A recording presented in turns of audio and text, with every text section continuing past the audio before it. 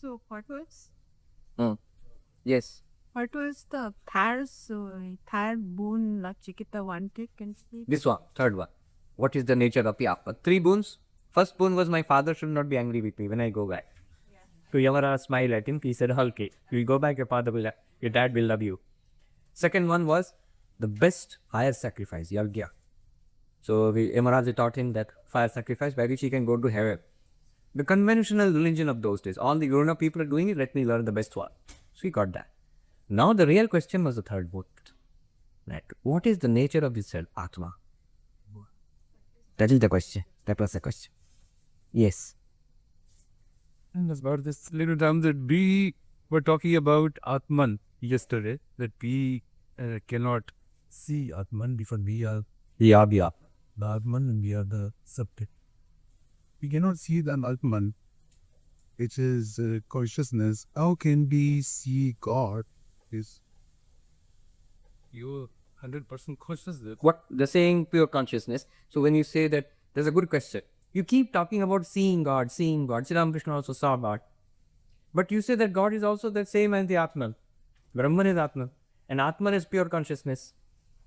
And you also said the Atman cannot be seen, cannot be object of knowledge. Isn't it contradictory? God, you're saying you can be seen. Atman cannot be seen because Atman is the pure subject. Now next you're saying God and Atman are the same. That is a good question. The answer is this. That whenever you talk about seeing God, Sri Ramakrishna sees God.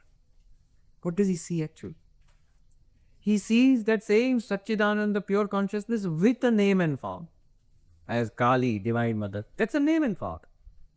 Ultimately of Vedanta, when say the name and form are not true. The Satchidananda, pure consciousness is true, which is the subject, which is one with you, which cannot be seen as an object. So when you see God, you see the same Satchidananda with a name and form. As Shiva, as Krishna, as Christ, whatever. So when you take a mantra from a Guru, Guru will give you Ishta Devata with a particular name and a form. That form you can see because it is a form. You can have a photograph, you can have an image, you can meditate upon it, you can conceive of it. But what you are doing there is the name and form. It's not the pure consciousness, it's not the subject itself. That will be realized finally. But before that, you can actually have visions of different gods and goddesses. All those are names and forms. Are they ultimately real? No, Advaita Vedanta will say, though even those forms of gods and goddesses are not ultimately real. Why? Those experiences come and go. Whatever comes and goes without ultimately real. You had darshan of, say, Vishnu. So is it the highest? No. Did you have it all the time beforehand? No. You got it, you saw it, and then it went away, right? That which comes and goes, how can it be Brahman? So name and form is experience.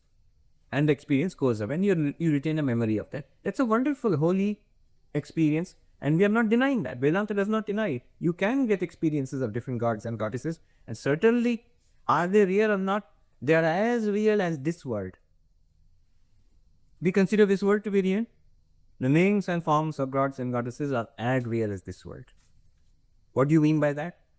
Is there anything more real than this world? Yes. Satchidananda Brahman, existence, consciousness, bliss, is the ultimate reality. There you and God are one. There is no way, my friend.